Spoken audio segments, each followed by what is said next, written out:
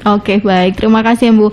Dan ini kalau kita ngomongin tadi, Bu bilang bagaimana sih step selanjutnya gitu ya untuk kita membuat goal tadi dari segala macam yang sudah kita lakukan nih. Kita sudah mencoba untuk bisa lebih sabar ya. Ini juga berkaitan dengan ada pertanyaan dari Dinda yang ada di Magelang. Ya, Bu, kasih saran dong bagaimana untuk mensugesti diri dengan kata-kata baik gitu ya.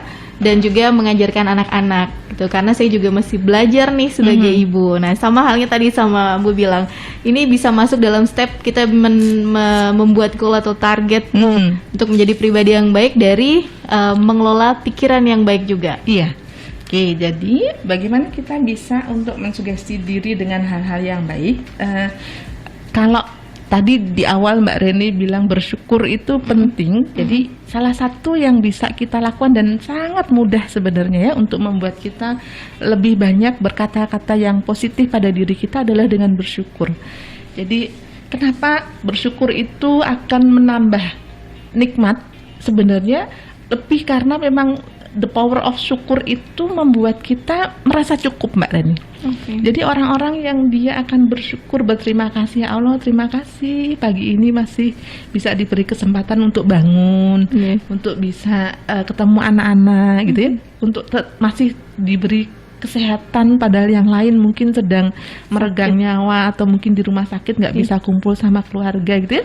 Dan ketika kita bersyukur tuh sudah cukup gitu. Ya Allah, alhamdulillah, terima kasih gitu tuh udah benar-benar syukurnya itu syukur yang penuh makna. Jadi nggak cuma sekedar alhamdulillah gitu ya. Tapi benar-benar syukur yang penuh makna yang ketika kita mengatakan alhamdulillah itu kita tahu apa yang kita syukuri. Jadi syukur yang powerful itu adalah syukur yang ketika kita mengucapkannya hati kita atau mata kita itu bergetar gitu. Jadi mungkin syukur itu membuat hati kita semakin dekat dengan Allah.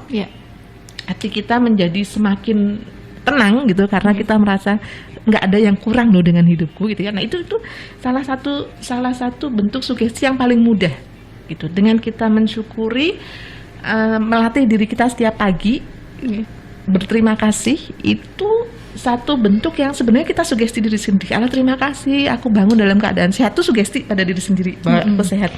Ya Allah alhamdulillah terima kasih masih diberi kesempatan untuk melayani anak-anakku, berkumpul, melihat mereka dan menyiapkan berbagai macam kebutuhan mereka. Itu sugesti diri. Ya Allah terima kasih hari ini aku masih punya kesempatan untuk berada di Fase FM untuk berbagi. Itu sugesti diri. Sehingga oh ya hari ini aku punya kesempatan dan aku punya kemampuan untuk berbagi. Itu sugesti gitu. Jadi syukur itu sugesti yang paling mudah dan sederhana yang bisa membuat kita sangat cepat gitu untuk membentuk kata-kata positif dalam diri kita.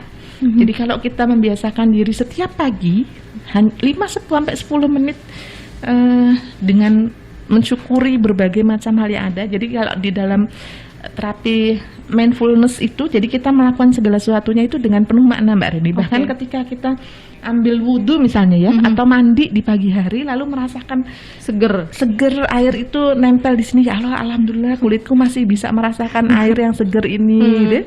Ketika kita menyiramkan air itu lalu ada sensasi di tubuh kita gitu ya, kita kemudian terima kasih ini aku ternyata masih bisa merasakan betapa air itu sangat penting, kayak gitu. Itu tuh sugesti-sugesti yang kecil-kecil, tapi itu akan membuat kita terus bertumbuh menjadi orang yang positif dan selalu merasa cukup. Iya, benar sekali. Gitu. Termasuk ketika bangun pagi, bersyukur nggak terlambat bangun sholat subuhnya. Iya. Itu udah alhamdulillah, ya kan? Betul, daripada ketiduran kebablasan.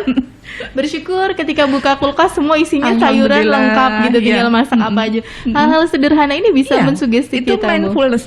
Salah satu hal penting yang kayaknya beberapa waktu yang lalu saya pernah sampaikan ke Mbak Reni itu terkait dengan otak kita itu bekerja dengan kata-kata operasional, kata-kata yang konkret, ya. Nah, ketika kita mensyukuri sesuatu dengan betul, maka otak kita itu akan langsung memproses itu. Oh iya. Lalu dia akan mengumpulkan informasi-informasi di sekitar kita tentang berbagai macam hal lain yang lebih banyak lagi yang kita nggak cukup punya waktu untuk semuanya kita sebut satu persatu secara rinci gitu. Benar. Nah, kemudian Mbak Reni, selain kata-kata yang operasional, kemudian yang juga kita perlu lakukan adalah ketika kita tadi ya, emosi itu kan sangat mudah menyebar. Jadi ketika kita sebelum keluar kamar kita sudah mensugesti diri kita, alhamdulillah aku seneng banget hari ini bisa bangun dalam keadaan sehat, aku bahagia. Dan kemudian kita melatih diri kita untuk tersenyum tanpa syarat. Itu merupakan salah satu cara melatih diri kita juga, mensugesti diri kita bahwa kita bahagia. Nah, ketika itu terjadi, kita latih terus diri kita, lakukan 30 hari berturut-turut lah. Itu insya Allah akan benar-benar nanti akan jadi kebiasaan yang otomatis secara tidak usah perlu kita perintah. Nanti di hari ke-31 kita sudah akan melakukan itu dengan otomatis. Oke, berarti banyak hal yang bisa kita lakukan untuk diri kita sendiri dulu, mensugesti, dan itu akan menjadi kebiasaan yang akan kita tularkan orang-orang yang ada di sekitar kita, Bu. Nah, kemudian baru setelah state kita positif, kita punya kebiasaan untuk cukup, untuk merasa penuh dengan rahmat, penuh dengan keberkahan, gitu ya. Maka sabar itu bukan satu hal yang sulit, Mbak Reni. Gitu. Jadi orang yang tidak sabar, yang mudah marah itu biasanya orang-orang yang mereka punya banyak kekosongan di dalam dirinya. Maka kemudian kekosongan itu dia isi ketika dengan marah dia akan merasa powerful. Ketika marah dia akan merasa dia hebat. Ketika dia bisa menunjukkan kesalahan-kesalahan anaknya atau kesalahan pasangannya atau kekurangan orang lain, dia akan merasa dia sempurna gitu. Nah, itu terjadi biasanya hal ini karena tadi ada banyak tangki kosong ya. Ada banyak tangki kosong di dalam dirinya. Maka untuk mengisi kekosongan-kekosongan itu cukup dengan kita tadi melatih diri untuk bersyukur terus-menerus dengan penuh makna, melakukan berbagai macam hal dengan dimaknai here and now gitu ya, sekarang dan saat ini. Seringkali juga orang itu mudah marah atau tidak sabar karena terlalu dibebani dengan kecemasan-kecemasan, pikiran-pikiran yang tidak realistis, yang itu sebenarnya belum terjadi, tapi kemudian sudah dipikirkan. Misalnya nih, ibu anaknya manjat belum jatuh, dia sudah marah karena khawatir anaknya jatuh. Itu kan berarti sebenarnya dia tidak here and now. Karena yang dia pikirkan adalah nanti kalau jatuh, padahal nggak jatuh saat ini gitu. Jadi untuk bisa sabar here and now lah, jadi berada di sini dan sekarang. Jadi ada di saat ini, maknai saat ini ketika bersama dengan anak-anak. Kita bisa baca betapa orang-orang yang mereka dalam kondisi sakit parah gitu ya, mereka seringkali banyak menyesali hal-hal yang tidak mereka lakukan kemarin-kemarin ketika sehat dan bisa berkumpul dengan orang-orang yang dicintai. Maka jadikanlah saat ini nih, ketika kita bisa berkumpul, ketika kita bisa bersama, jadikan momen-momen kebersamaan ini menjadi momen-momen yang tidak akan pernah kita sesali nanti itu, tapi momen-momen yang akan selalu membuat kita banyak bersyukur karena kita sudah melakukan hal-hal yang positif yang memang itu membuat kita bisa tersenyum dan membuat orang-orang yang ada di dekat kita juga tersenyum. Oke, baik. Ya, ini tadi langsung direspon sama Mbak Nida yang udah nanya. Terima kasih Ibu. Dan memang bersyukur itu menjadi nomor 1 ya. Ternyata banyak sekali yang harus kita syukuri dalam hidup saya. Sesederhana itu ternyata. Oke deh. Ini semoga juga bisa diambil hikmahnya juga untuk banyak orang begitu. Ternyata dengan mensyukuri hal kecil yang setiap hari kita dapatkan ya Bu, ini benar-benar bisa mensugesti kita menjadi pribadi yang lebih baik dari hari sebelumnya. Oke. Ini karena waktunya juga sudah tinggal 4 menit lagi. Masih kalau butuh sama Mbak Reni selalu nggak terasa. Iya. Oke Bu, mungkin bisa dikasih closingnya dulu untuk tema kita kali ini terkait dengan the power of mind, berkaitan juga dengan pribadi yang kuat di tengah pandemi ini. Monggo Bu. Terima kasih Mbak Reni. Jadi otak kita itu dia bekerja sesuai dengan realitas persepsinya. Jadi ada persepsi eksternal, ada realitas eksternal, ada realitas internal, Mbak Ren.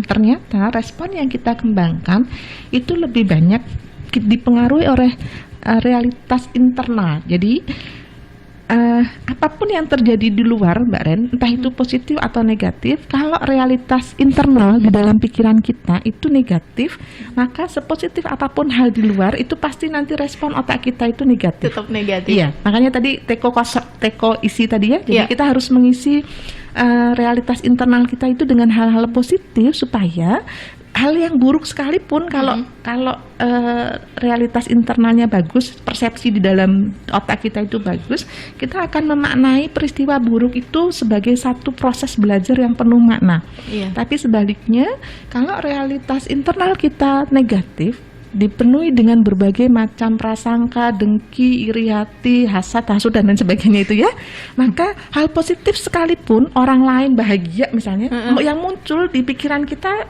lebih banyak negatif. Maka kita perlu berlatih untuk terus menerus membuat realitas internal kita itu lebih sehat, lebih positif dan lebih memberdayakan supaya kita kemudian juga bisa lebih berdaya. Mungkin itu Mbak Reni kata kuncinya. Oke, baik. Ini harus yang memberdayakan begitu ya. Jadi harus mencoba untuk melihat segala sesuatu hal yang objektif gitu ya.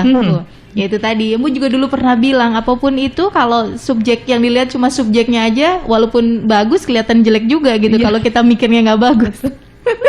Oke, terima kasih Ibu, tetap sehat, tetap semangat juga. Amin, amin, Pokoknya amin. bahagia setiap hari. Amin ya Allah. Semoga amin, amin. semoga kita juga semua ini yang ikut gitu ya mata kuliah ini, kalau Reni bilang bisa mereframe hal-hal yang tadinya kurang baik jadi baik begitu Amin ya Bu, Allah, amin, Amin amin. insyaallah. Terima kasih dan juga mohon maaf kalau ada beberapa pertanyaan yang belum sempat kita bahas. Insyaallah Jumat kita akan bahas kembali Insyaallah, ya Bu ya. insyaallah, Amin. insyaallah. Selamat siang. Assalamualaikum Bu. Waalaikumsalam warahmatullahi wabarakatuh Mbak Reni. Terima Sehat kasih. selalu. Amin, insyaallah. Ya, keluarga Fas Family masih akan lanjut sampai nanti jam 10:30 ya. Dan untuk Anda, terima kasih.